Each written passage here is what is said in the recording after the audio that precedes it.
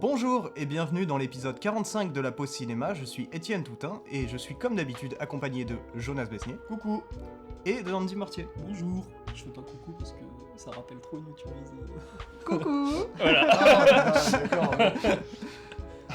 Bon, comme d'habitude, on va commencer par les actualités, donc les films qu'on a pu voir cette semaine. Et cette semaine, on en a deux. On va commencer par, je sais pas, est-ce qu'on commence par le petit film On va plutôt commencer indé, plus ou- par le petit parce que comme ça, je pense qu'il y a moins de choses à dire sur, Ça se sur le tient. premier. Ça se tient. C'est pas qu'il est moins intéressant, c'est juste que il est au contraire, il est beaucoup plus. Vous allez spoil ou pas? Condensé. Alors non, y a pas, en vrai, il y a pas besoin de spoil parce que le spoil est pas forcément intéressant de toute façon. Ouais, mais Ouais. En tout cas, il remet. Non, on va voir, on va voir. on va en parler. Mais du coup, Mais, moi je veux rien savoir du film en soi, je sais que C'est- je vais le voir. Mais même en étant spoilé, en fait, c'est pas grave parce que Ouais. la lecture que t'auras du film, ça la change pas. Je préfère rien avoir quand même. faut qu'on dise le titre du film. Oui. Du coup, c'était un film produit par un 24, il me semble, ouais, Mhm. c'est ça, et c'est pas juste distribué. J'ai un petit Je crois doute, pas, mais après, il y a une nuance à chaque fois. Tu Ouais, sais pas ouais, si de les toute films sont façon. distribués ou produits. Qui n'est autre que Eternal Daughter de Joanna Hogg. Joanna Hogg, Produit c'est par contre par Scorsese. ça. Oui, D'ailleurs, il va y avoir dans pas longtemps des ressorties de plein de films de Joanna Hogg, dont The Souvenir partie 1 et partie 2. Ouais, il était passé. Ah, ça, c'est récemment, cool. alors, bon. Et ça ressort, et il y a même 3 ou 4 autres films en plus derrière. Mm. Donc j'ai vu ça. Mais apparemment, avec The Souvenir aussi, ça forme une trilogie, The Eternal Daughter. ça se Il tient. y a un je délire pense, hein. de. Ouais, déjà, il y a Tilda Swinton, mais après, il y a beaucoup eu Tilda Swinton dans le film de Joanna Hogg. Et juste la thématique liée à l'héritage. Hmm. Bah, du coup, petit synopsis, très vite fait. Ce qui est assez amusant, c'est que le synopsis lui-même spoil un petit peu, mais en fait, c'est parce que c'est des éléments qui sont donnés tellement tard dans le film, mais au final, dont on s'en bat un peu les reins. En fait, tu. Mais concrètement, c'est une réalisatrice qui est. Mec, non, vraiment, genre, c'est le synopsis halluciné que je vais te faire. Hein. Ouais, mais même ça, moi je lis rien, tu sais, des fois, genre, tu sais, tu regardes rien. Bah oui, mais je suis obligé de le faire, c'est mon Non, mais métier. évidemment. Mais en fait, juste en Excusez-moi, voyant, monsieur. juste en voyant le casting et en voyant les 5 premières Ouais. minutes du film, tu sais comment le film va se terminer. Mais Vraiment, du il coup, n'y a aucun moyen. C'est une réalisatrice qui, avec sa mère, va passer quelques temps dans une sorte d'hôtel un peu manoir, dans lequel sa mère a vécu sa jeunesse. Et elle vient là pour essayer de travailler son prochain film, et aussi pour passer du temps avec sa mère qui vieillit. Voilà, je crois que c'est à peu près ça. Ouais, j'aurais aimé que tu fasses le synopsis en mode alors c'est Tilda Swinton qui va avec Tilda Swinton dans un hôtel. Voilà. Donc voilà, le film est très chelou, parce que Tilda Swinton Joue les deux rôles joue les deux rôles. principaux. Ce qui maintenant nous surprend même plus de la part de Tilda Swinton. Non, en fait. mais en fait, elle est spécialisée là-dedans et en plus, elle est pote avec Joanna Hogg. Mm. Mais dans Suspiria, elle en faisait 3 déjà, 3 Ouais. rôles.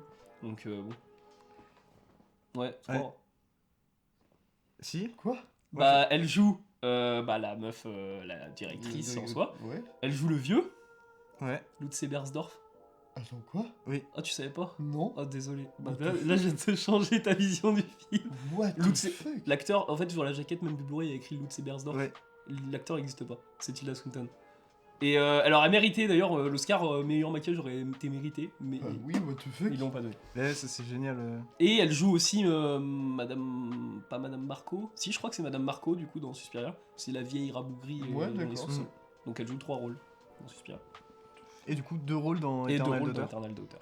où elle joue du coup la fille et la mère. Mm. Et Putain, mais je sais c'est pas. compliqué, ça aime bien se compliquer. il y a un truc. Le premier truc qui me vient en tête par rapport à ce film, moi, c'est la réalisation que j'ai énormément appréciée. Je la trouve vraiment très très belle, mais aussi lourde de sens. Particulièrement, du coup, je vais pas aller trop loin dans mon analyse du truc, mais particulièrement par la séparation qu'il fait des personnages par les plans. Alors ça, d'ailleurs, j'en ai parlé avec Elisa parce qu'elle avait fait une critique dessus. Mm.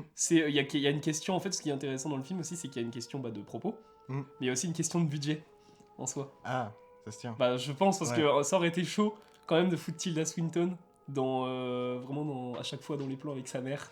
Ouais, mais ça, ce qui est bien, c'est que ça colle vraiment bien au propos. Oui, ouais, justement. C'est Mm. l'intelligence d'utiliser son budget à bon escient. Il Bah, y a sinon, des c'est- outils, mais je sais que moi j'ai vu une demi-bonnette dans le film.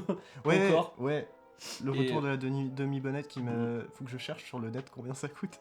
Parce que j'aime trop les plans comme ça. Mais là c'est un plan avec en gros Tilda Swinton. Je dis que c'est quand elle entend des bruits, je crois, dans l'hôtel. Puis Oui. elle a la porte derrière en fait, Ouais. et puis t'as une sorte de connexion. Et on voit du coup le demi-bonnette, pour ceux qui savent pas, c'est une sorte un petit peu une demi-lentille qui se place devant la caméra, enfin devant l'objectif, et qui permet de Double mise au point. ouais, une double mise au point, donc d'avoir un élément qui est très proche de la caméra qui est au point, et aussi un élément qui est très loin qui est au point. Et nous, on a découvert ça avec De Palma. Bah, c'est Dans- la meilleure dans utilisation Blowout. de la demi-bonnette dans Blowout parce Ouais. que c'est Travolta qui entend les bruits alentour. Et Donc, ouais, c'est- en termes de propos, tu peux pas faire mieux Franchement, c'est avec la exceptionnel. Ouais. technique. Après, ça se tient aussi pour Eternal Daughter maintenant que j'y pense. Mais Ouais, bref. mais même on en a parlé dans The Nocebo Effect. Il y a aussi Oui, les plans à la ouais. demi-bonnette qui Ah. sont super bien utilisés. Oui, c'est vrai. Du coup, voilà. Je veux Bah, m'acheter moi, une du coup, demi-bonnette. je t'avais vendu le film un peu comme il faisait beaucoup penser à The Lighthouse. Ouais. Le film, c'est sur cette question en fait de l'isolation. C'est des persos vraiment qui s'isolent et qui vont une sorte de Ouais. réflexion sur eux-mêmes. Mais là, c'est intéressant que ce soit quand on voit Robert Pattinson par exemple avec Willem Dafoe. Enfin, Willem Dafoe, il est tellement starvé, je me dis, c'est comme si Ouais, mais il y a une question d'être seul aussi. ce que j'aime bien dans The Lighthouse, bon, je vais pas m'étendre sur The Lighthouse, je pourrais, mais je vais pas trop le faire. Ça ferait mal. Si tu veux, Mais- on en a parlé dans le tout premier épisode. Si tu veux en entendre Ouais, mais après, davantage. après ma perception du film a encore évolué, j'ai encore plein d'autres choses à dire. Bref, il y a un truc que j'aime beaucoup dans The Lighthouse, c'est que c'est un film qu'on peut regarder de tous les points de vue possibles, j'ai l'impression. Enfin, moi, la première fois que je l'ai vu, j'étais un peu du côté de Robert Pattinson dans ce film-là. Et pour le coup, ouais, j'étais en mode, ouais, William Dafoe, c'est juste un gros taré, et lui, il passe un mauvais week-end avec un vieux marin fou. Et la deuxième fois que je l'ai regardé, en fait, j'étais plus du côté de Willem Dafoe, à me dire ah, mais ça se trouve, non, Robert Pattinson, c'est vraiment peut-être un petit branleur qui s'est mis là parce que le job l'arrangeait, tout ça, Et qui supporte pas le job au final. et qui supporte pas le job et qui fait de la merde. Et ce qui est trop bien, c'est que les deux points de vue se tiennent pendant toute la longueur du film et on sait pas. Et c'est ce que j'ai kiffé dans The Lighthouse. Et là, c'est un petit peu le petit reproche que j'aurais peut-être à Eternal Daughter, parce que forcément, tu m'avais parlé de The Lighthouse avant, donc j'avais ça en tête. C'est que il n'y a pas vraiment de questionnement qui reste beaucoup après le film. Enfin, il y en a certains, mais pas tant que ça. Et genre, il n'y a pas ce côté de point de vue avec la solitude, même si bon. Non, parce que là, t'as qu'un seul perso, t'as son Ouais, histoire, c'est ça. Enfin, même, c'est Tilda Swinton qui joue les deux, donc aussi. Ouais, c'est clair que rien que le fait qu'elle joue les deux persos, il y a un gros délire d'introspection. Et je pense que c'est un film qui a pas beaucoup résonné avec moi, mais qui peut vraiment résonner avec certaines personnes sur la relation mère-fille, mais même juste la relation avec la mère. Et sur les souvenirs, sur essayer de faire le mieux possible, que ce soit dans le travail ou dans la famille. Et je pense que c'est pas un film facile à regarder en salle. J'ai pas vu en salle malheureusement, toi non plus. Non, Mais- ouais, c'était trop tard les séances au TMB. Mais je pense qu'en salle, ça doit être assez oppressant. Il y a un côté, on a pas par- bah, il y a dans The Lighthouse en soi, il y a une ref à Shining aussi. D'ailleurs. Ouais. Mais The Oui. Eternal Daughter fait une grosse ref aussi à Shining, vu que c'est une meuf en soi qui écrit, du coup, qui est réalisatrice, scénariste, et qui veut écrire justement des trucs. Enfin, qui va dans un hôtel, l'hôtel est vide. Bon. Enfin, Ouais, le ouais. point commun, tu fais vite le lien, quoi. Ouais, et puis ouais, l'hôtel pour le coup, il a aussi ce côté, comme je te disais tout à l'heure quand on en parlait, où Labyrinthique. l'architecture est fuckée de fou. Et où, en fait, j'ai l'impression plusieurs fois dans le film qu'il change de pièce, il change de chambre, mais même il y a un délire d'échanger des places. Je me souviens, par exemple, quand t'as la fille qui est sur le lit de gauche et la mère sur le lit de droit, puis après, d'un coup, en fait, il y a avec un... Enfin, je sais pas, il y a une sorte de faux raccord un petit peu qui échange les places des personnages. Ça m'a choqué quand je l'ai vu, Ouais. mais je me suis dit, waouh, c'est vachement bien. Ah, mais même au début, je crois que c'est au tout début quand ils entrent dans l'hôtel, la meuf, si je me souviens bien, elle dit bien ouais, non, cette chambre là est pas dispo. Ouais. Mais toutes les clés elles sont sur le machin. Hein. Oui. Il y a personne qui Ah, est dans oui, l'hôtel, oui. hein, vraiment. Il y a vraiment il y a des personne. incohérences qui sont laissées exprès, quoi. Et c'est vrai que ça crée une ambiance très particulière, mais même il y a... en vrai, je sais pas si je le dis, c'est peut-être... c'est pas vraiment un spoil, mais il y a des apparitions, un petit peu à certains moments, qui sont pas... un petit peu à un Hérédité, ou avec la grand-mère qui reste au plafond, qu'on voit ou qu'on voit pas au premier visionnage. Là, il y a un délire des fois avec des reflets dans des vitres où clairement on voit des visages, des formes et tout. Et c'est pas mis explicitement dans la gueule avec un gros effet sonore, c'est juste Tilda Swinton qui regarde un truc, puis après t'as un plan sur des fenêtres, puis après tu la vois qui est un peu en mode bon bah tiens je vais m'en aller. Mais c'est vrai que ouais, le film a une ambiance assez folle qui rappelle The Lighthouse, qui rappelle Shining, pas dans ses moments les plus violents, mais dans ses moments les plus stressants, j'ai envie de dire. Mais le tout avec quand même une certaine tendresse et Ouais, une c'est belle plus un inter- drame familial en fait. un truc un peu psychologique en fait, plus que profondément horrifique. Et bah franchement, ça fait plaisir de voir un peu de diversité. Franchement, moi je pense que c'est vraiment un bon film que je recommande à chaque personne qui souhaiterait le voir. Voilà. Moi je rajouterais juste qu'il y a un côté, je sais pas si tu l'as ressenti, mais ce côté cyclique un peu dans le film. Déjà pour le côté de l'anniversaire, donc potentiellement enfin chaque année. Et je me suis dit, mais il y a un moment, je crois que Tilda Swinton, la mère de Tilda Swinton, du coup, bon, maman Tilda Swinton a emmené Tilda Swinton fille, tu vois, parce que elle a connu la mère des trucs là-dedans. Ouais. Et je me dis peut-être qu'un jour il y a la Tilda Swinton actuelle qui vieillira et qui va emmener la Tilda Swinton d'après. Ça se tient. Et même ça justifie aussi le titre The Eternal Daughter. Ouais, carrément. Mais ah mais moi maintenant que tu me dis le titre, je l'interprète différemment. Ah ouais. Moi je l'interprète comme elle veut rester la fille, tu vois. Elle veut pas perdre sa mère, c'est quoi, vrai. tu vois. Bon, sur les deux sont compatibles aussi.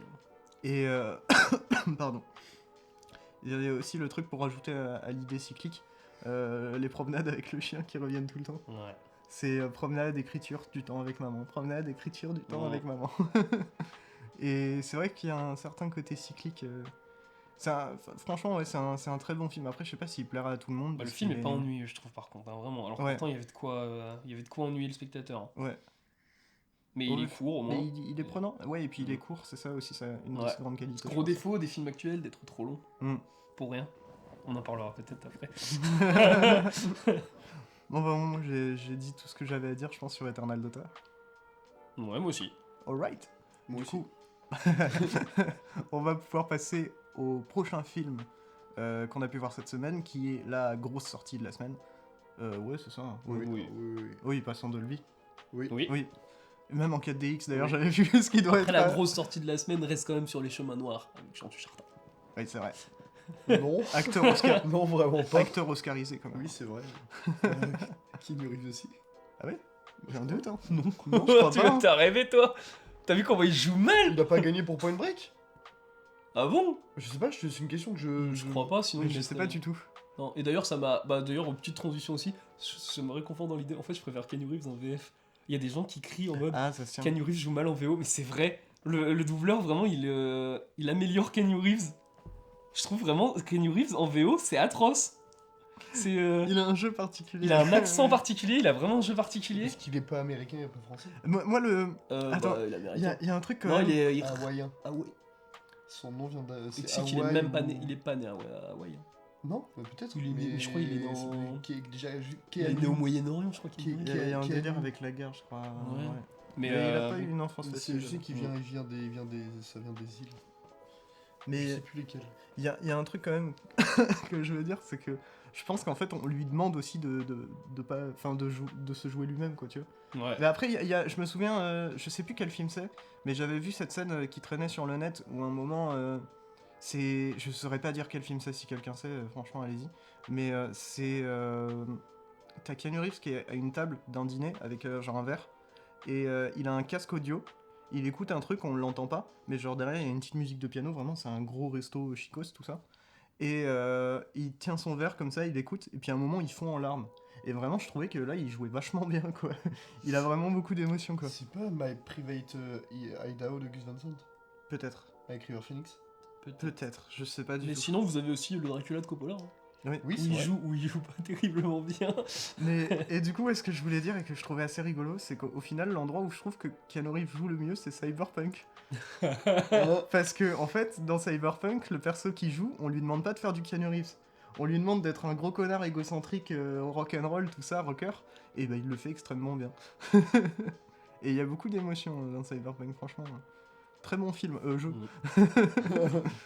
Je reverrai John Wick 4 en tout cas en VF, je pense. Ça se tient. Ouais. Tiens, c'est pas déconnant. Bon, enfin, du coup, Je sais même pas si on l'avait dit avant que tu le dises. Oui. Mais la grosse sortie de cette semaine, John Wick 4. De Chad Styles. Dernier de la série John Wick à ce jour. Et, Ouais, bah pendant- avant le spin-off. Hein. Oui, avant le spin-off, je pense. Ouais. Qui sera peut-être pas réalisé par Chad, mais. Non. Non, il a dit qu'il s'éloignait de l'univers. Là. Ah ouais. Bah, il fait bien. Bah, le voilà. spin-off, c'est Il va ballerine, pas, il va passer la main, quoi. Il a envie de faire d'autres choses. Et c'est pas déconnant. Mais du coup, je vais commencer, moi, à prendre la parole parce que j'ai pas vu le 4. Mais par contre, j'ai vu les 3 d'avant. Et du coup, je vais juste balancer mon amour pour la série John Wick. Où vraiment, ça donne un renouveau, ça donne une nouvelle vigorité au cinéma d'action américain. Qui jusqu'alors, en fait, après la vague hongkongaise, c'était complètement éteint et allait sur du surcoupage. En essayant de faire du Michael Mann des fois, mais en échouant, mais totalement. C'était pas mal fade et insipide aussi. Oui, complètement. Et bah, y a qu'à voir.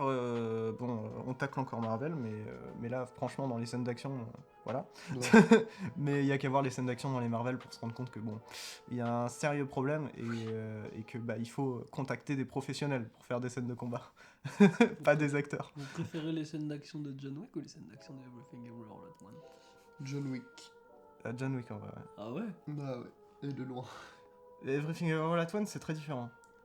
Ouais, Je trouve, c'est vrai, surtout que. Bah non, mais pas bah, mentir, je t'as me cité souviens le, même plus t'as le des ciné, scènes t'as d'action cité de le ciné Everything. hongkongais après. Mais parce que Everything Everywhere at Once, là, se met vraiment dans un truc du ciné hongkongais, c'est-à-dire de la caméra qui suit vraiment les mouvements. Ouais, mais ça reste en, très différent, en soi, quand ce qui est bien, c'est que John Wick, c'est un petit peu pour moi une évolution de ce cinéma-là, dans le sens où la caméra suit bien les actions, mais elle le fait genre avec ce sorte de professionnel du flingue Mhm. devant la caméra, et où du coup ça se justifie qu'il y ait cette précision vraiment dans les mouvements, et ça utilise vraiment les outils actuels avec des gimbals, enfin tout ce que tu veux en fait, tous les outils qui coûtent très cher et que tous les studios ont. Et ça les utilise pour faire ces mouvements extrêmement précis, pour suivre vraiment bien les mouvements de Keanu Reeves. Et ça sublime vraiment l'action, je pense que c'est le mot. Et c'est pour ça, j'adore John Wick. Si vous avez jamais vu John Wick et que vous aimez un summum, c'est peut-être pas le mot summum, mais bref. Un petit peu les films d'action, bah allez voir. Et je vais vous laisser parler de John Wick 4. Mais déjà, ce que tu dis, c'est pas déconnant, je vais revenir sur un point, parce que je trouve que c'est un point qui est très important pour le 4, c'est le fait que Chad Stahelski esthétise plus ses décors que la violence. C'est-à-dire qu'en fait, ce qui rend les plans beaux, c'est le décor, et il esthétise pas la violence si on fait pas un plan beau pour Ouais. esthétiser l'action, en fait, mais Y a- vraiment pour y a pas esthétiser de- juste le plan. Il n'y a pas de gros plan sur des blessures ou des trucs dans le genre. Ou alors s'il y a un gros plan sur une personne blessée, c'est qu'il y a un délire émotionnel. Ouais. Et c'est. Non, mais je trouve ça pas déconnant de plutôt esthétiser le décor plus qu'en fait t'as la violence dans l'image. Et du coup, ça c'est plutôt très intelligent et très cool. Et bah, moi, comparé à mon collègue. Mais j'ai oui, kiffé! bah, C'est juste que faut pas sucer Ah à bah, 2 jours du film, quoi. bah, moi, je vais le sucer comme tu dis, parce que j'ai adoré le film de bout en bout. Il a quelques défauts, et dont on se rejoint sur un petit défaut à la limite, c'est qu'il est peut-être un peu trop long. Il fait quand même 2h50, donc c'est pas déconnant. Après, moi, je les ai pas sentis passer, et je vais aller le revoir avec très grand plaisir. Mais je serais curieux d'aller le revoir en VF aussi, pourquoi pas. Mais non, c'est un film que j'ai trouvé encore plus fou, encore plus gros, plus immense, plus énorme, avec tout son lot de références immenses, genre une énorme référence à Lawrence d'Arabie, une référence au jeu que je disais tout à l'heure, Hotline Miami, genre il y a des mouvements de cam, genre là en vrai il y a vraiment des parties pris de réalisation qui sont plus gros que dans les 3 premiers. Mais dans le 3, il y avait déjà le côté Laurence d'Arabie. Ouais. C'est Ouais, pour ouais, ça, moi, je te avec le disais, moyen d'or, en- mais là t'as vraiment un plan, mon pote, et t'es en mode, mais frère, c'est Laurence d'Arabie, mec. Bah après, bah C'est non. génial. Oui, mais là, en soi, c'est juste. Enfin, là, c'est de la copie. Avec le lever du soleil et tout. Ouais, mais c'est une très très très bonne copie. Bah, c'est pas le lever du soleil qui te fait penser à Laurence d'Arabie, Ah, moi, c'est c'était l'allumette. C'est moi- la transition allumette. Bah, moi j'avais le soleil avec les ombres. Bah, dans le 3, il y a des du plans de fond. désert, mec. Justement, je me posais Oui, la question oui, si mais c'était Laurence oui. d'Arabie, et le 4 confirme que du coup, oui, Chad Stahelski doit être fan de Laurence d'Arabie. Bah, oui, mais ça se comprend. Parce Mais que, c'est pour moi, c'est la tellement transition majestueux. Ouais, pour moi, il y a le gros plan du soleil avec les ombres qui m'ont rappelé ce film-là. Et non, il y a des parties pris de réal qui sont vraiment super cool, super bien faits, et genre,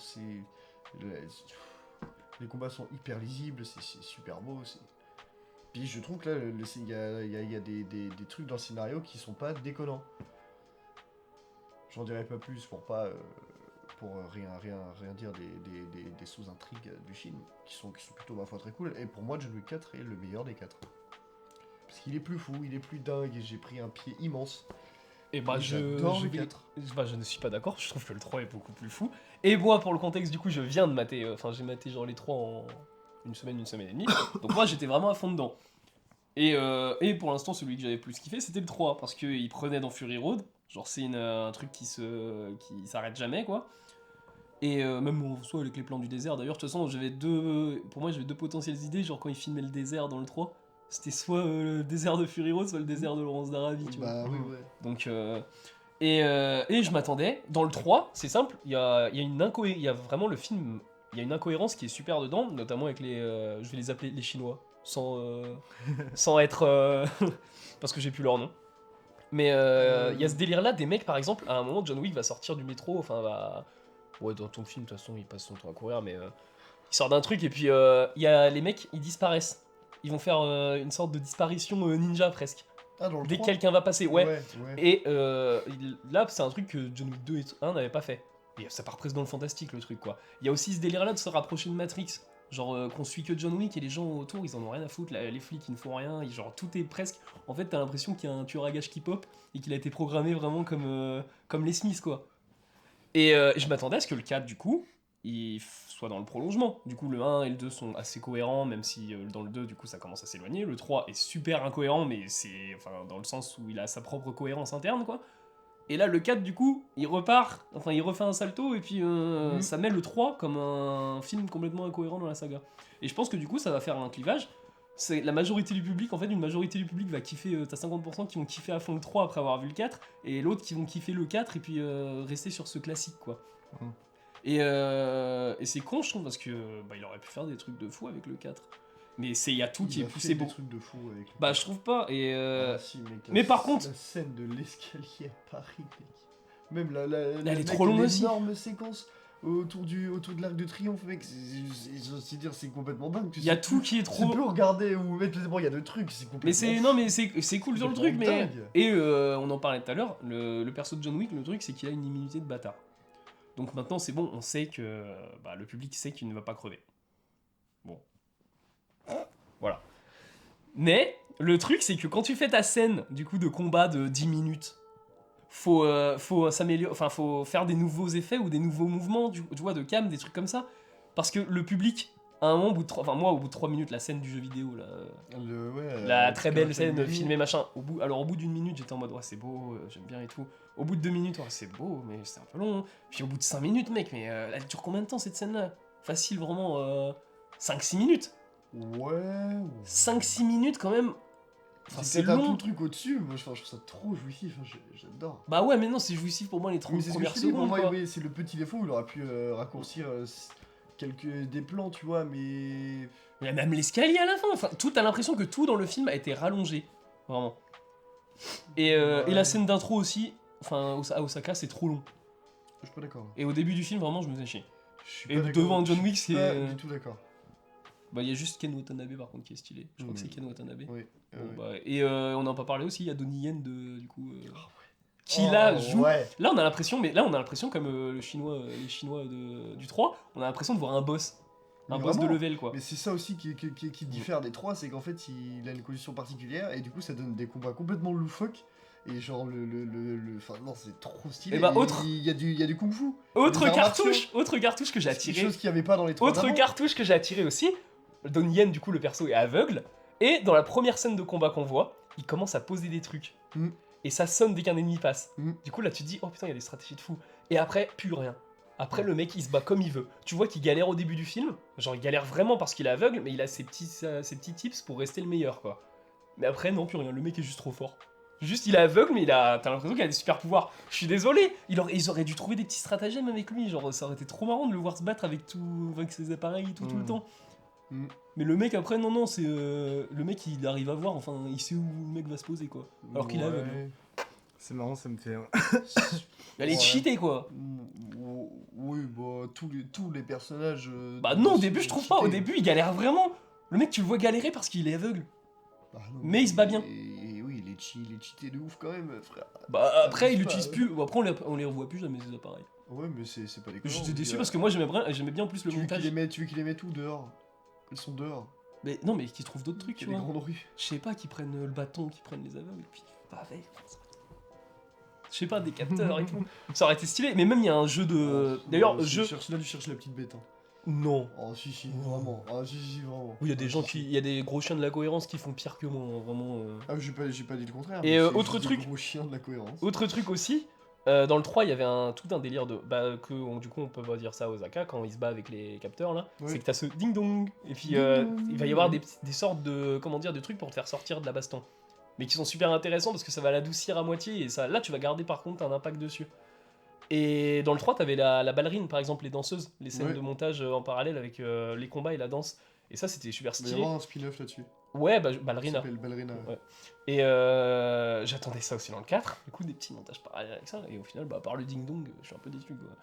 Bon, Mais par contre, avantage du 4, si un mec a aimé le 4, mais que c'est un gros chien de la cohérence, vous pourrez le tacler sur le scénar.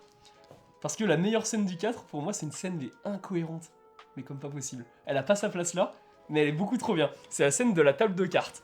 oh, la scène du poker. Ouais, Les genre il y a tout, non, il y a tout. C'est une séquence En général, d'anthologie. quand tu demandes les défauts d'un scénario à quelqu'un, il va te dire la scène ne sert à rien.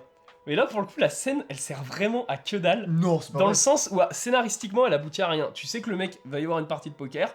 En vrai, c'est pas du spoil pour moi. Va y avoir une partie de poker. T'as un gros tas devant toi. Tu sais qu'il va tricher.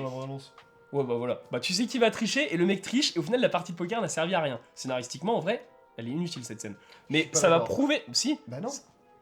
Bah, Bah je veux pas dire parce que sinon ça va finir par spoil tout l'intrigue. non, après, à c'est la juste. fin. Mais je suis pas. Mais je suis pas pour dire que la ça- scène est. ça sert pas à rien. Mais je suis pas pour dire que la scène est nulle. Moi, je Bah, elle est kiffe pas la nulle. scène. C'est l'une des meilleures scènes des 4 Oui, mais je te dis, mais moi, pour moi, c'est la meilleure scène Elle du est John Wick vraiment 4. tout C'est la meilleure scène juste. du John Wick 4 pour moi, mais le truc, c'est que scénaristiquement, elle sert à que dalle. Mais scénaristiquement elle sert à quelque chose. Bah, je trouve pas. Et tu t'es endormi pendant le film? Sert à quoi T'as raté scénaristiquement? des trucs, mais je te dirais. Oh, Il va pas. Bah non, mec, parce que. Non, parce que on va rentrer la dans partie du de spoil, poker n'aboutit pas à ce qu'il puisse. Bah, sans. Sans la partie de sans poker, tout s'il aurait quand même tout fait. ça et ce qu'amène la partie de poker, Mais mais le t'arrives mec- pas à la fin. Mais il a flingué 300 mecs sur les 3 de John Wick. Tu crois que sans la partie de poker, il aurait pas pu le flinguer, le mec? Mais oui, mais à la base, Ce qui t'amène à la fin, c'est pas la partie de poker, c'est le fait qu'il ait flingué telle personne. mais oui, La partie de poker, scénaristiquement, cette scène, elle sert pas. mais tu sais comment il est arrivé à la partie de poker? Bah oui. Bah, il pouvait pas les, il pouvait pas les flinguer. Bah si. Bien sûr que non. Pourquoi? Bon, on en Eh, parlera. non, pas même. Parce que... Mais je vois pas. Bref, non, Alors, pour moi, la mec, partie de quand poker même. ne sert à rien. C'est pas vrai, mec, c'est Voilà. c'est tellement Et en plus, elle est longue. Voilà, encore une fois. Et alors, tu sais comment elle va finir. Mais bref. C'est une scène d'anthologie. Non, mais moi, d'anthologie, Ah ouais, ouais, vraiment, mec. C'est quoi Moi, une scène je le trouve d'anthologie exceptionnel. C'est quoi une scène d'anthologie? C'est une scène parmi d'autres scènes qui n'ont rien à voir. Non, mais. Non, bah non, quand on dit une scène d'anthologie, c'est une scène qui. Mais moi, je kiffe la scène, énorme, mais. tu vois, genre immense. Je kiffe la scène, mais.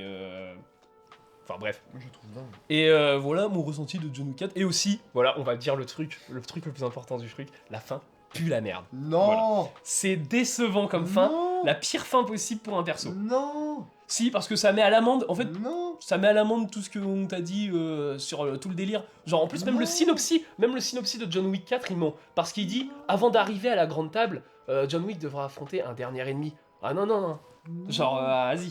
Non. Bref, décevant Non. comme fin. Je suis pas d'accord, c'est dans la continuité. Et tous les gens qui gueulent sur la fin. Tout est parfaitement calibré, logique. C'est logique. Bah pourquoi? Tout est logique. Bah vas-y, explique-moi. Bah pourquoi c'est non, logique. mec, j'ai pas expliqué. Donc je vais pas pendant John expliquer Wick, là, on te dit, frère. pendant John Wick, quand même, c'est un truc qui te dit, vas-y, t'as des mecs qui organisent, enfin à la grande table, quoi. Vas-y, faut les casser ces mecs-là parce que, enfin, Bah- faut aller contre ces règles-là, quoi. Mais t'as vu le film? Mec, tout est parfaitement calibré et logique, tout est calibré, tout est dit, même des fois dans les dialogues, et visuellement, on te montre tout visuellement durant tout le film et pendant les 4, pour te dire que justement, en fait, à la conclusion, forcément, t'as un moment où telle ou telle sous-intrigue, en fait, amène à ça. C'est logique. Bah C'est non, purement logique. parce et que on John te- Wick a on te commencé le justement dit par un mec depuis qui le suivait. premier. John Wick a commencé, en gros, le premier John Wick commence par un mec qui suit les règles et qui, malgré qu'il a suivi les règles et qu'il était en accord avec ça, il s'est fait quand même baiser son chien et ça a lancé tout le bordel. Et là, c'est. Il suivait pas les règles. Si en soi il avait un accord avec. Ouais, il y a un accord, mais l'accord fait que, vu qu'il a brisé les règles, il doit sortir du métier. Mais lui, Oui. c'est ce qu'il voulait. Il a quand même un accord. Oui, mais de base, il veut sortir du métier, c'est juste qu'il est sous contrat avec des trucs. Et du coup, il est en mode, bah vas-y, je vais... Enfin, non, je viens de m'en souvenir. C'est le contrat, c'est un truc du genre, ah, tu veux sortir du métier, ok, on te laisse tranquille si tu fais cette mission impossible. Ouais, c'est payer, c'est les dettes. Ouais, c'est ça. Il y a les causes et les conséquences. Et du coup, On te il le fait répète. cette mission impossible. Il arrive à sortir du métier, à profiter du temps avec sa femme jusqu'à ce qu'elle décède. C'est pas un spoil, hein, c'est Non, vraiment c'est- le début du 1. Ouais. Et, et en fait, après, ça lui retombe dessus avec... bah, du coup, il y a le délire où il se fait piquer sa bagnole, il y a son chien qui meurt. Non, oui, si, il meurt le chien. Oui, Oui, c'est dans le 1. Et, t'inquiète, on te le rappelle bien dans John Wick 4 aussi. et du coup, après, il va aller buter des gens, et après, les gens, ils sont en mode « Eh, mais t'avais pas arrêté le métier Eh, dis donc peut-être on a des comptes à régler. » Et ça part en couille. Non, bah tout part en couille, c'est ça qui est lourd. Baba Yaga. Ah ouais. Bah ça part en couille et surtout la fin. Et aussi pire méchant du monde parce que tu prends un méchant qui s'appelle le français. Tu Si. joues sur des détails, mec. Bon, genre, Ah, ça aurait mais je été, te mec, ça aurait jure, été un autre film que t'aurais c'est pas kiffé, t'aurais que joué des sur ces détails. détails-là bien pire que moi. C'est pas absolument pas vrai. Tu prends un méchant qui s'appelle le français, genre. Alors, c'était pour ça que je t'ai demandé à la fin de la séance, j'ai pas compris, le méchant il est vraiment français ou alors il se fait appeler le français? Il se fait appeler le français. Bah toi tu m'as dit qu'il est français, genre c'est Ah, un marquis. Bah oui, mais. Donc parce vas-y, que- il s'appelle le marquis le mec. Il s'appelle le marquis de Gramont, mec. Tu veux pas me dire que c'est irlandais? Bah du coup il est français. Bah son personnage est français, oui. Bah pourquoi alors Skarsgård il le joue? Il sait pas parler français. Moi ça me sort du film, le méchant il s'appelle le français, le mec il te fait... International. Le mec il te fait un truc en mode Distribution. je vais me battre au Sacré-Cœur. C'est pas le français le méchant là, c'est Ça allait le... pas être Jean Dujardin qui allait jouer Marquis de Gramont. Mais pourquoi pas putain, dans Matrix Ça aurait c'est été bien... fun. Dans Matrix c'est... Lambert Wilson. Lambert... Voilà. C'est Lambert Wilson. Pourquoi il a pas pris Lambert Wilson? En plus ça aurait fait une ref à Matrix. Genre les refs à Matrix il en fait plein. Mec, voilà, franchement, là tu cherches juste la petite bête. Hein, Bah non, Ça non m'a je dis pas juste que j'aurais dérangé. aimé voir ça. Ça me dérange pas du tout. Ouais, bah il y a Laurence Fishburne là, qui est là pour faire la grosse ref à Matrix aussi, là, le mec qui maîtrise tout et tout. Il pouvait pas mettre Il a- Lambert Wilson en méchant en français? C'est pas vraiment une ref. C'est pas parce qu'il y a Laurence Fishburne et Keanu Reeves dans la C'est même clairement une séquence ref à que Matrix. ça fait forcément que des refs à Matrix. C'est clairement une ref à Matrix. Oh, mec. Non. Si c'est pas une ref à Matrix, alors pourquoi ils ont choisi ces acteurs-là? Pourquoi par hasard. Ils prennent vu des les- acteurs qu'ils veulent prendre. T'as vu les répliques Alors, qu'il par a contre, sur te le fous dos? pas de ma Oh, gueule, Laurence c'est clairement une ref à Fishburne. Matrix. Par contre, oui, ça dépend. Bah, en fait, au début, quand il apparaît, Laurence Fishburne, je veux bien à la limite, mais faut pas dire qu'il fait que des refs à Matrix dès que les deux ont la même séquence à chaque fois. Bah non, mais c'est une C'est ref à abusé. Matrix le fait qu'il y a Laurence Fishburne, mec. Et puis même, Bah, en ils vrai, ont la oui, même le fait dynamique qu'il y que ait dans Matrix. Genre avec le métro et tout. C'est quasi oui, les ok. mêmes personnes que dans Matrix. Mais parce que à tel point qu'il y a eu des théories qui disaient qu'en fait. Oui, John le Wick, monde c'était était dans lié. Matrix. Ouais. Mais justement, dans le 3, en vrai, dans le 3, tu peux penser que c'est vrai. Et en soi, on s'en fout que ça soit vrai ou pas. Enfin, c'est juste que les deux univers ont des liens et c'est cool d'avoir ces liens-là. Mais là, le truc, moi, en tout cas, c'est ce que j'aime. Moi, le lien avec Matrix, je l'aime dans le 3. Mais je sais aussi pourquoi il y a des liens Matrix, parce que Chelsea Helski est le coordinateur des cascades de Matrix. Ouais. Oui, bah c'est pour ça, Laurence Fishburne, c'est pas une coïncidence. Bah, parce qu'ils se connaissent, oui. Donc, c'est Bah ouais. Et puis je pense oui, que et c'est- puis c'est merci. pas- c'est pas Et si puis merci de déconnectant, leur en fait. sortir John Wick 4, la scène du métro. Je suis désolé, on l'a déjà vu cette scène hein, dans Matrix, oui, mec. Hein. oui. Donc, et puis bref, on va pas continuer. Il faut aller prendre Lambert Wilson. Je vois pas pourquoi Bill Skarsgård. Ça marche. Je trouve que ça marche bien. En fait, j'ai eu. C'est peut-être un petit défaut, là, c'est là, je cherche des détails. C'est au début, j'ai eu peur de Bill Skarsgård, justement. J'étais en mode. Est-ce que ça peut vraiment le faire? Est-ce que ça il va être assez charismatique? Et en gros, au fur et à mesure, tu ressens tout la puissance de ce personnage et t'es en mode bon, d'accord. Pardon, Ah ouais, vraiment. moi il mec. m'a gavé pendant tout le film. En vrai, je comprends. Ça c'est le point. Après, c'est le perso C'est aussi. le point, je peux dire, je comprends. Bah, c'est le perso Mais aussi. moi, il m'a pas dérangé tant que ça. Le perso, non, clairement, Bill Skarsgård, d'ailleurs, Bill Skarsgård dedans, c'est un Emmanuel Macron en puissance. Vraiment, c'est. Ah non, mais En c'est vrai, le mec. C'est pas Mais déconnant. vraiment, hein, le film il sort au bon moment en plus. Hein. Ah ouais, en vrai, Parce que c'est vraiment, pas mais déconnant. c'est fait exprès, je pense, l'écriture de Bill Skarsgård, elle est vraiment. Enfin, c'est le mec. Il croit réussir tout, c'est un petit richou. Alors qu'en fait, le mec il veut même Il pas se utilise battre, le tu vois. genre, c'est- 49.3 partout. Ouais, non mais. De Bah en vrai, c'est vrai, hein, le truc. Non, mais dès qu'il oui. fait un truc, toute façon, déjà pour s'appeler Marquis de Gramont, tu vois. Que, Ouais, bon, bah ouais, c'est Monsieur le Marquis. Mais le Marquis de Gramont. De le Gramont. Marquis de Gramont. Gramont, Macron. Ah Vraiment, dès qu'il a une décision à prendre ou des choses, des ordres à donner, en fait, il donne pas le choix. Donc c'est vraiment, genre, il utilise le 49.3. Non, le 44 Magnum. Ouais, bah, quand il donne le truc à Donnie Yen. C'est dommage qu'ils ont pas marqué 49.3. Parce qu'il est aveugle, 49 c'était- fois, approuve. C'était du braille, il aurait été en mode 49.3. Et voilà, j'ai fini. Et oui, la fin. Bah, Enfin, le dernier plan, Eh, t'as dit que des trucs négatifs, dis des choses positives aussi sur le film. bah, c'est toujours aussi cool. Même si c'est trop long. Non, et il y a. Je dis qu'avec Ken Watanabe, la scène de la table est incroyable. Je me suis pas fait chier devant le film. Même s'il y a certaines scènes d'action quand même. Genre, vas-y, hein, c'est trop long. Et pourtant, je supporte la scène d'action de Hollywood, tu vois. Genre, Ouais, mais c'est parce que c'est une exception dans le film. Après, c'est peut-être ça. Ouais. Il y en a peut-être beaucoup. en Bah, fait, le des truc, scènes c'est que dans d'action John qui Wick 4, c'est tout le temps. Voilà. Et t'as notamment cette marche le long d'un couloir qui symbolise très bien tout ce qui se passe dans le film. Enfin, il marche.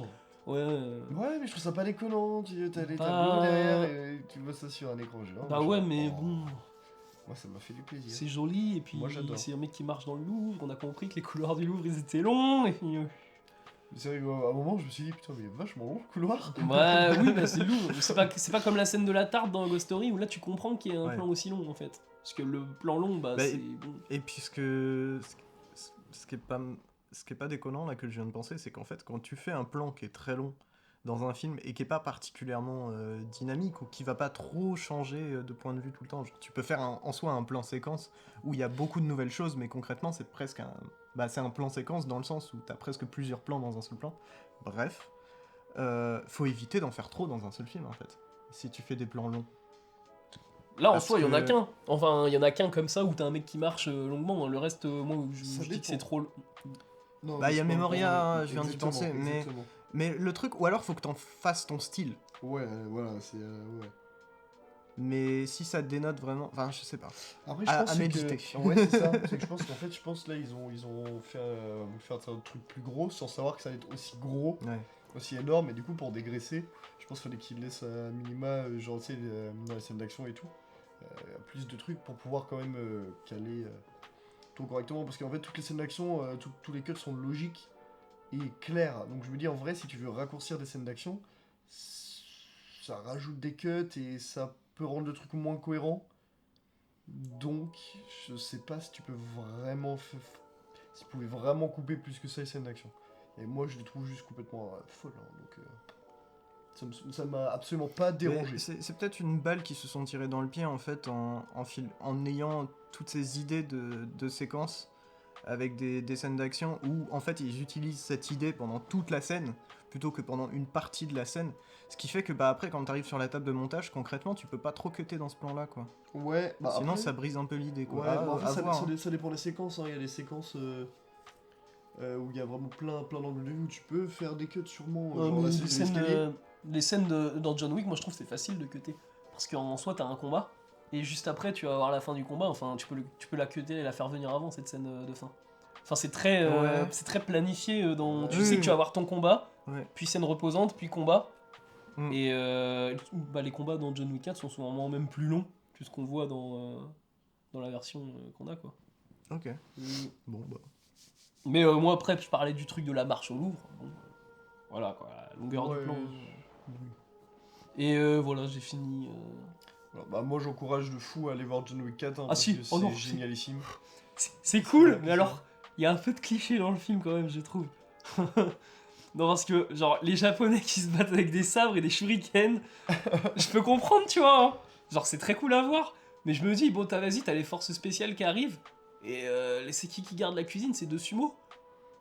Genre. Oh mec, cette scène elle est incroyable! Ah, c'est incroyable, mais je me dis, vas-y, je suis japonais. Je suis un peu en mode, wesh, mon pays, c'est pas que des sabres, les sumo, les shurikens, on a des flingues aussi, hein. Bah, ils en utilisent des flingues en plus. Bah, Ils en utilisent des ouais, mais flingues. heureusement, Ils en utilisent tu vois, des parce flingues. que je me suis dit, ah si, c'est pas quoi ça. Ils ont des Ah, arcs et des flèches aussi. Ouais, si tu t'as la meuf veux, qui a un arc et une flèche, et là j'étais un peu en mode. Après, si tu veux mettre une scène avec des sumo dans ton film, autant qu'il soit japonais. Oui, bah oui. Bah oui, là c'est le contexte et tout, tu Ouais. vois. Tu veux Mais pas par exemple, déguiser mais on va- Lambert on- Wilson et on Jean peut Dujardin redire la en meuf. sumo, quoi. La meuf avec un arc et. C'est incroyable ça comme image. Hein Owen Wilson et Jean Dujardin en sumo. Lambert Wilson. Ah, Lambert, j'avais oui, compris Owen Wilson. Bah c'est son frère. Ah ouais? Pas du tout. Si. Non. Incroyable. Bah cherche. En vrai, je te crois. Je parce sais que- pas. mais bah non. Je t'ai cru Non. parce que je sais Non, que c'est pas Owen Wilson il tourne beaucoup avec. Merde, putain, bah voilà, j'ai un trou. Lambert Non, avec. Matrix. Non, le réalisateur. Wes Anderson. Merci, Wes Oui, Anderson. Et Wes Anderson, il adore la France. Oui, et il fait... Du coup, le lien était pas si incohérent, tu vois. Bref. Ouais, mais non. Mais je voulais dire quoi? Non, oui, du coup, il y a une meuf au début à Osaka. Et elle se bat avec un arc et des flèches. Et il y en a d'autres d'ailleurs Elle qui se s'appelle battent. Akira. Ouais. Et en plus, ça s'appelle. C'est Ouais, vrai. et là. Incroyable. Et aussi, on en vient à un truc. Alors, le Akira, bon, on passe dessus. Mais un truc, pas. Il y a les refs aussi qui sont pas très subtils, je trouve. Avec Chad Stahelski. Et ou en tout cas, c'était plus subtil avant. Mais là, dans John Wick 4, je trouve, j'ai l'impression que ça martèle. Hein. Mais quand tu parles du film, j'ai l'impression que tu le détestes. Moi non, moi j'ai kiffé le moment. Mais j'aurais aimé, en fait je dis ce que j'aurais aimé qu'il soit, tu vois, le film. Mm. J'aurais aimé voir John Wick 3 en puissance, vraiment un prolongement. Et là au final je vois juste le 2 en prolongement, le 3 en prolongement et le 4 qui redescend quoi. Mm. Oh quoi, non. Bah si. Non, moi ça fait... vers le haut, 1, 2, le 3 qui stagne et le 4 qui fait... Le 3, encore le 3 il stagne, putain il va super vite. Et Moi, tout. pour moi, les meilleures scènes de toute la saga sont dans le 4.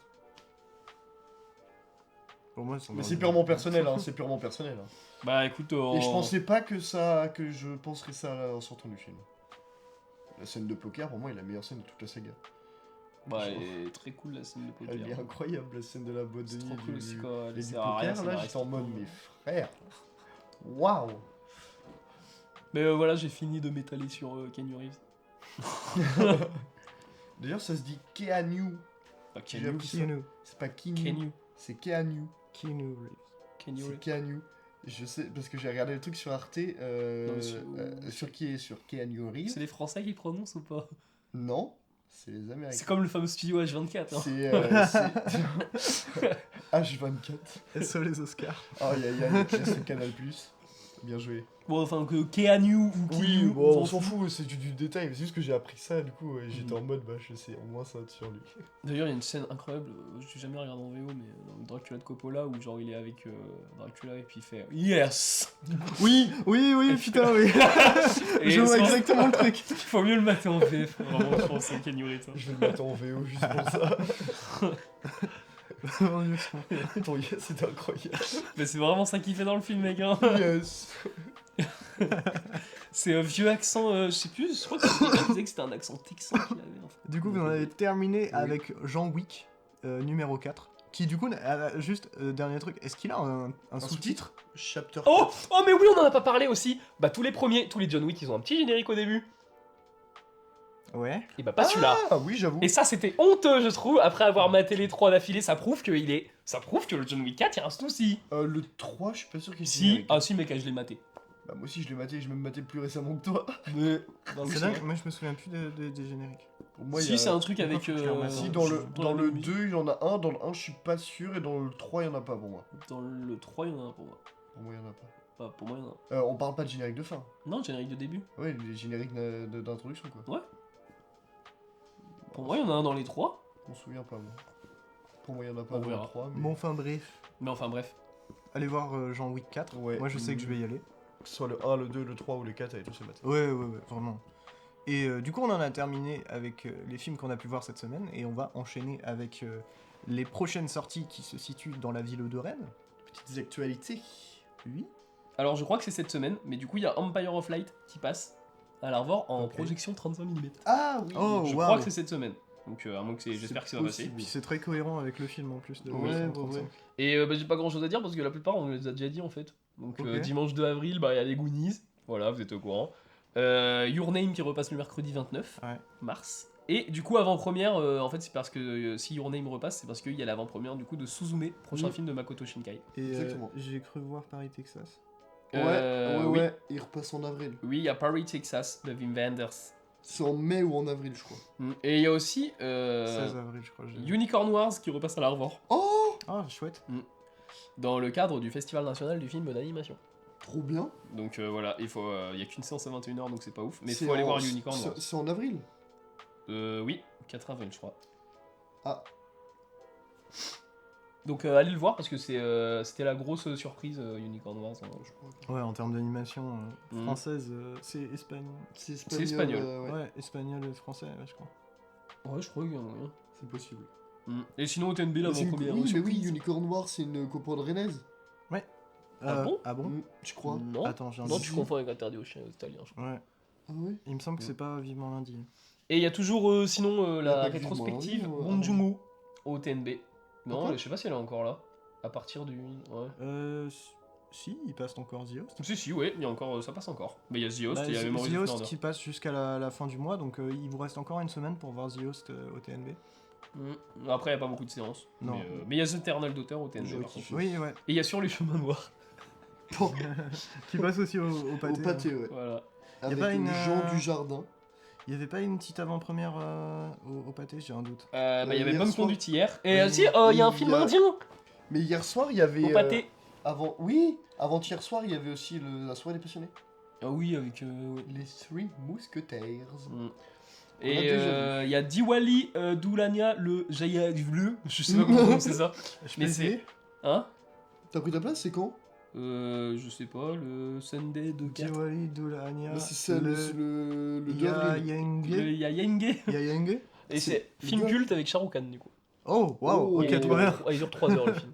Bah, Waouh. comme tous les films indiens. Et ce n'est pas un film d'action, hein, je tiens à dire tout de suite. Ah ouais. Bah Shah Rukh Khan il a fait beaucoup de... C'est un mélodrame. Je crois que c'est ça, ouais.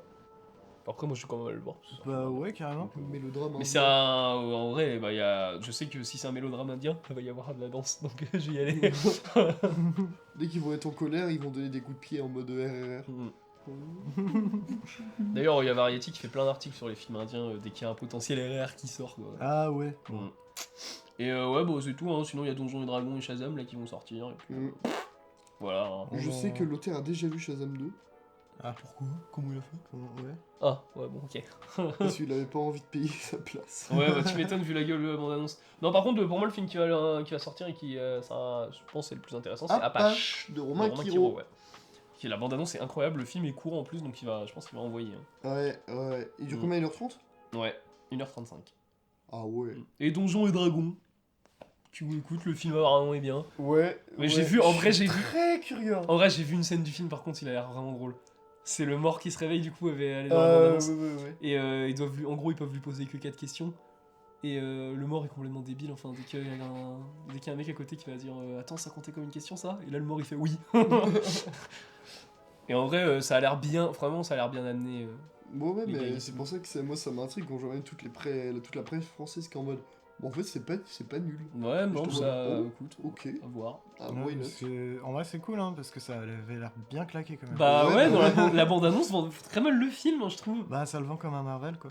C'est Mm. ça. Une sorte de Marvel Donjons et Dragons, et c'est un peu déprimant. Ouais, mais c'est intéressant, celle de façon d'avoir fait les bandes annonces, enfin, qui évoluent au fil du temps. Mm. T'as des bandes annonces des fois, mais qui ont été. Je sais que la bande annonce de Massacre à la tronçonneuse, t'en avais une, c'était pas le vieux, mais c'était une parodie d'Excalibur. Ah ouais? Ouais. Ah ouais, T'as avec t'as la main qui tronçonneuse. sort du lac, et puis c'est pas l'épée, du coup, c'est la Ah, tronçonneuse. oui, si, je l'ai vu en Enfin, plus, ce truc-là. Ouais. Mais ça, c'est génial, c'est super drôle. Ou t'avais un film aussi, ils ont fait la bande annonce, en fait, ils ont accéléré le film. Ils ont mis le film en accéléré Ah. sur 1 minute 30. Waouh. Et puis, Ouais. genre à la fin, ils mettent vous avez rien compris, bah c'est normal, allez voir le film en Ah salle. ouais, ouais. Oh, c'est C'est- génial. en vrai, c'est plus des trucs de marketeurs et de commerciaux que, Ouais, de réalisation. Mais Mettre en le vrai, c'est film vraiment. en accéléré, Ouais. c'est du génie. et moi, le truc que Le j'aime truc beaucoup, au ralenti avec les sous-titres, t'as le c'est film. c'est les bandes annonces un peu OG. Ou par exemple celle de Hitchcock. Ou Ouais. je sais plus pour quel film c'était, c'est peut-être Psychose. Où t'as un narrateur et Ou, tout. Non, moi c'est pas ça là que j'avais en tête, mais ça doit pas être Psychose, mais un film de Hitchcock où en gros t'as Hitchcock vraiment devant la caméra, face cam. Et derrière lui, il y a la maison du film, et il fait « Vous voyez cette maison? C'est ici que se déroulent les événements de... » J'ai déjà vu ça, je Et pense. En plus. c'est super drôle, et il y a que lui qui fait ça, plus personne ne fait ça, mais c'est... D'ailleurs, c'est complètement dingue de se dire que la meuf de Psychose hyper connue, c'est la mère de Jimmy Lee Curtis. Ouais, Janet Mm. Leigh. Et d'ailleurs, petite actu par rapport à C'est Hitchcock, Richard petite Curtis. actu, il va y avoir un remake d'un film de Hitchcock avec Oh. Robert Downey Jr. Vertigo. Ah oui. Oh là. Alors oh déjà là, que le oh là, film oh est là, super moderne, je me dis mais oh là, qu'est-ce que oh vous avez là, apporté oh là, les mecs oh là. Genre, C'est qui réel? Ah je sais pas, mais c'est produit et c'est la Paramount qui produit avec Oula. Robert Downey Jr. à la production et un acteur. Oh. Ouais, ça s'annonce un beau fiasco, mais vas-y. Oh la hein. vache, là mec, c'est casse-gueule. En vrai, j'ai hâte de le voir. Je suis très curieux, mais Je, c'est. je pense hyper qu'il casse-gueule. y a moyen... Soit que ce soit bof. En vrai, j'ai pas envie que ce soit bof, j'ai envie que ce soit mauvais. Parce que juste, tu peux te taper des barres devant, quoi. Bah Ouais, c'est surtout mais que le, c'est casse-gueule, hein. le premier Vertigo, il est même aujourd'hui, Il il est est encore parfait. super moderne. C'est parfait comme Qu'est-ce film. que tu veux apporter à ça quoi? C'est hyper casse-gueule de se dire tiens, je vais remake à Hitchcock. Ouais. Frère, tu te prends pour qui? Après, en vrai, moi je trouvais le pari de remake Blade Runner super risqué. Enfin, c'est pas vraiment un remake, c'est une suite, mais. Ouais. Ou même le fait de Luca Guadagnino qui fait Suspiria, enfin, c'est Ouais. super risqué aussi. Donc en vrai, il peut y avoir une bonne surprise. Ouais, mais- mais Ouais, avec mais Robert en Downey soi, Jr. c'est différent parce Ouais, que c'est ça le Luca truc. À la Guadagnino, prod et C'est ça le truc. Luca Guadagnino, quand il a fait Suspiria, il s'est inspiré du média de base et pas du film de Argento. Il s'est dit qu'en gros, son film Ouais, il a n'avait donné sa rien à version, voir avec. ouais. Ouais, c'est ça. C'est la version qu'il avait de Suspiria en fait. Et du coup, ça en fait deux films complètement différents. Et du coup, c'est pas déconnant, tu vois, de se dire, bah là, tu peux faire ce que t'as un média de base. Psychose, là, le mec, c'est. Enfin, c'est. Vertigo, pardon. C'est un Mm. remake d'un film. T'as pas Pour forcément le un coup, il y a média un de remake. base. Il y a un remake de Psychose pour le coup. Oui, c'est vrai, c'est vrai. C'est de de Gus Gus Van Gus Sant, Van ouais. Sant, ouais. Et le remake d'ailleurs montre que. Je sais même pas comment il s'appelle le mec, mais de base. Mais... Il a Spignole. Hein Je veux dire, le Psychose de Gus Van Sant, Il c'est à la spignole derrière médiathèque. le. Enfin, on doit se branler derrière. Ah oui. Il y a une scène de branlette dans le psycho. Ouais, c'est pas de Gus Van Sant, c'est pas Ouais. si incohérent. ça. C'est pas déconnant. Exactement. Enfin bref, on a fait le tour des actualités de Rennes et on va pouvoir enchaîner sur la thématique de cette semaine qui n'est autre que huis clos, comme nous le sommes actuellement pour ce podcast, en total Mhm. huis clos dans une pièce sombre. Aidez-nous. Mhm. Mais il y a beaucoup de films qui sont en huis clos que j'apprécie énormément. Je trouve que c'est quelque chose qui fonctionne particulièrement bien dans les films pour pouvoir créer une véritable dynamique entre des personnages, avoir de véritables débats, de véritables pensées par les dialogues, mais aussi montrer la personnalité et la qualité des acteurs. Et une ambiance. Et l'ambiance, évidemment, ouais. Et j'aurais pu choisir, par exemple, un des huis clos de Tarantino, mais je ne l'ai pas fait. J'ai choisi le OG, le huis clos que je préfère, qui inspire tellement de films, et qui est juste parfait. C'est un film parfait. Enfin, pour moi, je sais pas vous, mais moi je trouve que c'est un film parfait. Je vais refaire. 12 hommes en colère de Sidney Lumet, sorti en 1957. 56. J'ai un doute, possible. c'est les eaux-là. Je crois que c'est 58. Quasiment dans la même période que Baigneur. Et très très La différent. même année que Baigneur, je crois. Non, parce que Baigneur, en fait, Baigneur c'est très différent, parce que moi je vois 56 sur les Blu-ray et sur les fiches techniques, et pourtant, quand je vais sur des trucs où ils répertorient les films, je vois 59. C'est peut-être la sortie américaine et la sortie française, je sais pas. Ouais, mais là, il y a 4 ans d'écart. Bah, Ah oui, à l'époque, entre français et américain. Mais mec, des fois, t'avais des films où c'était Ouais. 10 ans d'écart. Hein. Oh, waouh. Ah, là, du coup, il y a 56, 59, mais du coup, je dirais c'est 56 en soi, ouais, le chiffre. Mais du coup, 12 hommes en colère de Sidney Lumet. Bon, bah, synopsis vite fait. On va suivre durant toute la Fais-le en longueur... mode droitard. De quoi? Fais-le synopsis en mode droite. En mode droite? Ouais, genre un petit vaurien va au tribunal Oh. parce qu'il a... Si tu veux. Je te le fais avec la voix de enquête... Enquête d'action. Aux États-Unis, alors qu'un petit vaurien a tué son père, 12 jurés délibèrent dans une salle pendant 1h30. Que va-t-il advenir de ce jeune homme? Va-t-il se faire tuer? Ou va-t-il être sauvé par le choix des jurés? Voilà. Tadam. Leur décision est irrévocable. Ouais. voilà. Mm. Mais concrètement, c'est ça, hein, c'est un film de tribunal. Et encore pas vraiment, parce qu'au final, on voit même pas le tribunal, on voit que La première la scène. ouais, la première scène au tout début, quoi. Mais Et à la limite, le dernier plan quand ils sont devant le tribunal. Ouais. Mais en soi, c'est un film vraiment juste de dialogue, de personnages, de délibération. Et ce qui est bien, c'est que t'as 12 personnages, 12 hommes en colère, et qu'ils ont chacun vraiment leur personnalité, ils arrivent chacun à se distinguer, on arrive à chacun à un petit peu les connaître, à un petit peu les comprendre. Et ça en fait vraiment un film très fort qui est aussi forcément porté par ses acteurs. Henry Fonda. Henry Juste, Fonda. déjà. Simplement. Henry Fonda. Voilà. Et aussi par la réalisation de Sidney Lumet qui est juste millimétrée, qui est parfaite. Ouais. Il joue énormément avec la lumière, il joue énormément avec la chaleur qu'il y a dans la pièce, du coup avec la sueur Par rapport qui aux va odeurs. encore plus refléter la lumière. Il va jouer avec comment il va placer ses personnages, comment il va les cadrer. Comment c'est on une va les dinguerie. éclairer. C'est une putain de dinguerie ce film. Si vous n'avez pas vu, mais foncez, bordel de merde. Classique absolu. Ah ouais, ça passe extrêmement vite. Ah, ouais. Moi, quand je l'ai C'est regardé- 1h30 en plus, donc c'est. Bah, la première fois que j'ai regardé, j'avais l'impression que le film a duré quoi 10 minutes quoi. Ça se tient. Je l'ai Ouais. enchaîné le machin, et puis le truc c'est que t'es directement pris. Mais pour faire un bon huis clos, en fait, le truc c'est qu'il faut être un bon dialoguiste. Ouais. Parce que c'est sûr que tu vas pas briller en termes de mise en scène en soi. Ah, quand même. Hein. Si, mais pas briller dans le sens, tu vas pas, Non, ouais, tu je vas pas capte. faire quelque chose, tu vas pas faire du baignure quoi. Ah Tu vas bah pas non, faire, oui, tu vas justement. pas impressionner par ta mise Ouais. en scène. C'est pas spectaculaire comme mise en scène, mais c'est.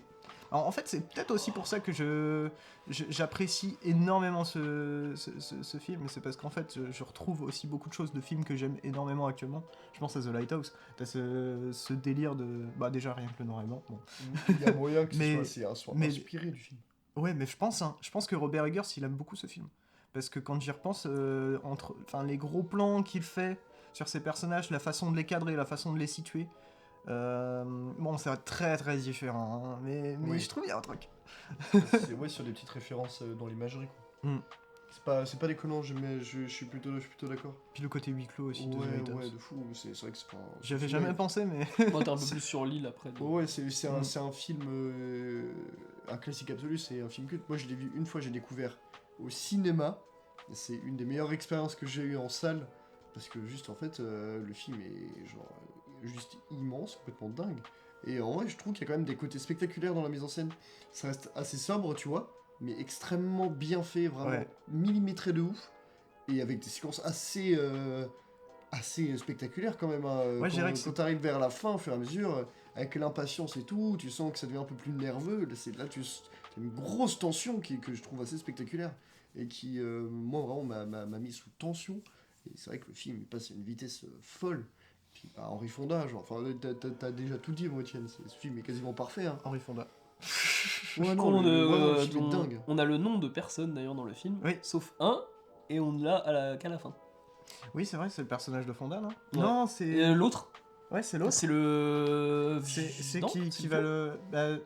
Oui, c'est ça. C'est devant le tribunal. C'est devant le tribunal, le vieux Mm. qui va voir Henry Fonda et qui lui dit ah je suis machin et tout. Ouais, on en a tiens. deux. Ah, Puis oui. je crois Henry Fonda lui répond un truc du genre mais je sais plus s'il lui dit son nom et qui il est ou s'il lui dit un truc du genre non vaut mieux qu'on reste des inconnus en gros, un truc dans le genre. Non, je sais je plus. dis son nom. Il me semble qu'il dit son nom. Je Ouais. crois que c'est ça. Mais ouais, vraiment pépite ce film. Ah oui, et puis quand même pour vous hyper encore plus pour ce film, enfin c'est vraiment ils rentrent dans la salle, ils délibèrent, ils choisissent au final de faire un vote secret ou sur un papier, il me semble qu'ils notent sur un papier secret du coup ils notent oui, il est coupable, enfin coupable et pas coupable. Et tout le monde sauf une personne dit que le mec est coupable. Et c'est ça qui va foutre la merde, c'est qu'il faut une unanimité. Et tout le film, c'est ce mec, du coup, Henry Fonda, qui va retourner le cerveau, réanalyser tout, et qui en fait va partir du constat simple qu'il a un doute. Il est pas sûr que le mec est pas coupable, mais il a un doute. Et j'aime trop ça, enfin je sais pas, il y a vraiment un truc qui est Bah, c'est un truc tellement super, bien fait quoi. bah, il y a c'est même, un il y a petit un- détail qui fait tout exploser. Puis c'est rempli d'humanité vraiment ce Bah, il y a un film. Ouais. propos qui est super bienveillant, c'est le fait que si t'as un doute, en fait, tu peux pas condamner à mort quelqu'un. Mm. Juste sur ce principe-là, enfin, le fait que t'as un doute doit pouvoir te bloquer. Et au final, quand tu découvres tous les persos, chaque perso avec sa backstory, tout ça, enfin, Mm. tu te dis, ouais, ils sont dans un délire très inhumain, les mecs, quoi. Et puis même, genre, ça nous parle aussi de l'influence que les hommes peuvent avoir, que ce soit avec tout le monde ou...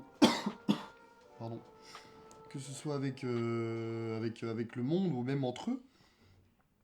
Et justement sur les prises de décision, de se dire que en fait c'est vraiment du retournement de cerveau, de situation, de choses comme ça, et essayer de convaincre en fait que Moi, je qui dirais rend pas un que truc c'est... beaucoup plus énorme et plus immense, et tu peux pas vraiment savoir à chaque fois ce que telle ou telle personne pense, ce que telle ou telle personne va apporter dans le récit, ou va changer. En fait, tu sens qu'il peut y avoir des retournements de situation toutes les minutes, mais tu ne sais pas quand est-ce qu'elles arrivent. Mais je dirais Ça, pas c'est que c'est très fort. retournement de cerveau, parce que c'est plutôt péjoratif. Mais c'est plus, enfin, ouais, c'est plus convaincre juste du fait que bah, tu peux pas commettre un truc comme ça, juste sur la base de ce que tu connais de l'affaire, quoi. Genre les mecs de base, de toute façon, on sait que dans les salles de jurés, ça se passe comme ça, les mecs ils veulent se barrer au bout de 5 minutes parce qu'ils en ont ras le cul, quoi. Puis il y a le délire de ils vont louper le match de foot. Ouais, bah il y a chaud. ce truc là aussi, il y a le truc qui fait chaud, enfin, t'as la pluie à un moment, alors Ouais. qu'on est en été, enfin c'est... Ouais. Ouais, C'est vrai qu'il y a ils beaucoup, il y a sont- beaucoup de trucs aussi pour t'oppresser dans le film. T'as même des groupes qui vont se former des fois, genre quand ils vont passer aux chiottes, des trucs comme Ouais. ça, ils vont avoir les conversations, et puis... Moi, du coup, le seul truc aussi que je dirais quand même, mais c'est d'un point de vue moderne en soi, c'est critiquable du film quand même, mais c'est d'un point de vue moderne, c'est le manque cruel de femmes dans le film. Ouais. Et bah, du coup, par rapport à ça, j'aimerais amener une petite ouverture plutôt que de plomber le film. C'est de parler d'en fait un petit peu, on en a déjà parlé, mais je crois que c'était la semaine dernière ou la semaine d'avant, de Woman Talking, avec lequel je trouve il y a pas mal de similarités Ouais. avec 12 hommes en colère. C'est un petit peu Woman Talking. Woman Talking répare un peu... Ouais, bah, un petit peu d'une certaine façon. Et puis je le trouve qu'il aborde beaucoup mieux parce qu'en fait, concrètement, quand 12 hommes en colère a été fait, le sujet féministe, c'est clairement pas ça qui traitait. Même si, bah, pour le coup, je donne quand même beaucoup de qualité sur les sujets humanitaires à 12 hommes en colère, juste par comment sa prise en compte des immigrés. Et comment il met ça, mais aussi le fait de mettre en face des personnes qui sont d'un milieu social peu élevé face à des gars qui pètent plus haut que leur cul. Et ce retour à la réalité auquel ils ont pas le choix de faire face, ça fait beaucoup de bien. Mais ouais, vraiment, sinon j'invite du coup à aller voir Woman Talking si quand vous sortez de 12 hommes en colère, vous vous dites bah ok c'est cool, mais où sont les femmes? Moi j'ai un autre truc à dire, c'est les retournements. Pardon, t'inquiète. Les retournements dans le film. Genre il y en a un, le couteau, Oui, ouais. juste Bah, sur en, ça. en fait, je voulais pas les dire pour pas spoiler, mais Bon, en c'est même pas- temps, on en- après ils sont trop bien. Ouais, non, mais C'est une scène tellement puissante. bah, je vais pas en parler, je vais pas la faire plus de détails, mais il y a des... Enfin, même si le film se passe dans une pièce ou machin, il y a des twists, des fois, qui sont plus gros que des twists... Enfin, qui sont mieux que des twists qu'on voit dans les gros films. Hein. Ouais, ah vraiment. C'est d'une simplicité, mais d'une efficacité. Mhm. Et ce que j'aime bien, c'est que bah, forcément, t'as toujours cette salle de 12 personnes, en fait, que tu regardes, et qui ont aussi des réactions. Et t'es avec eux, en fait, dans les réactions. Mhm. Putain, Henri Fonda, quoi.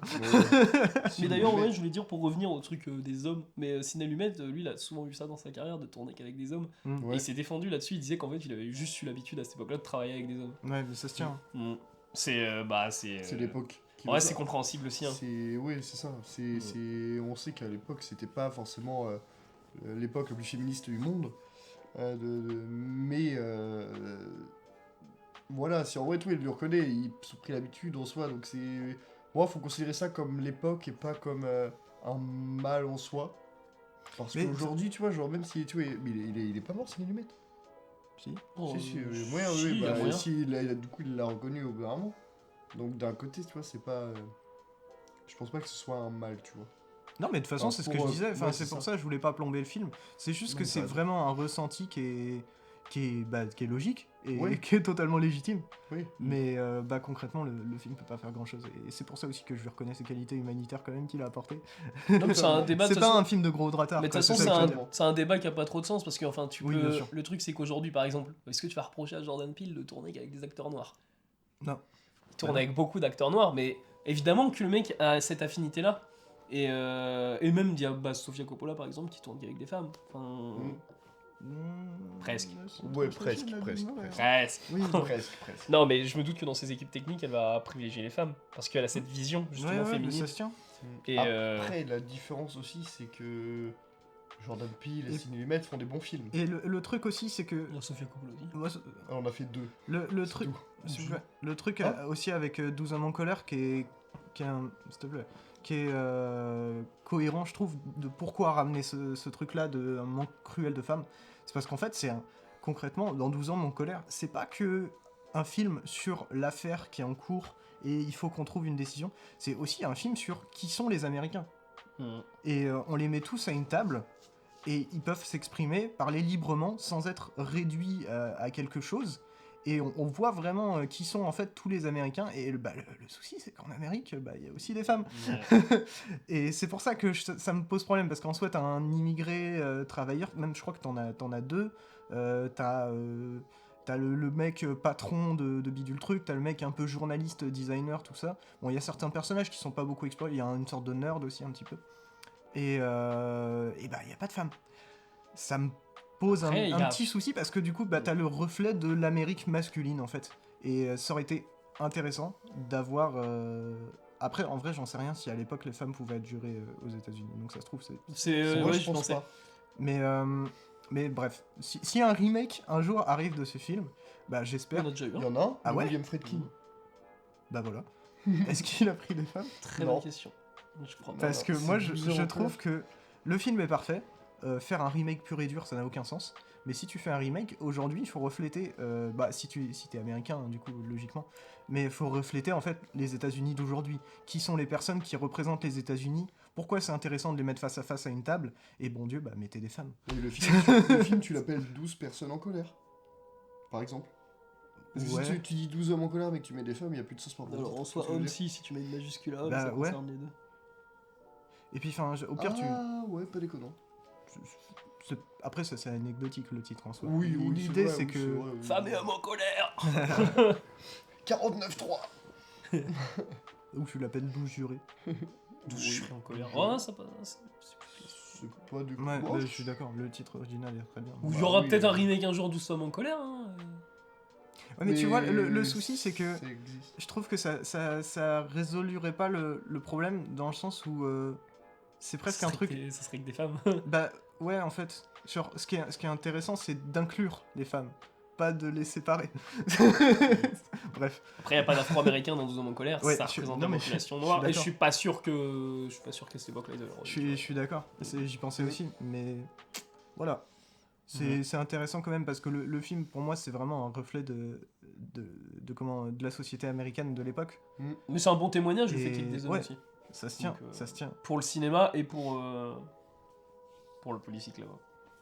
Enfin bon, moi je pense que j'ai fait le tour De la table. de la table des 12 hommes en Et colère. d'ailleurs, il y a De une, la grande table. il y a une parodie qui a Oui. été faite dans les Griffins de 12 hommes en colère, Ouais. et elle est incroyable. Genre, il y a une personnage espagnol. Par contre, ils ont mis des femmes dans les Griffins.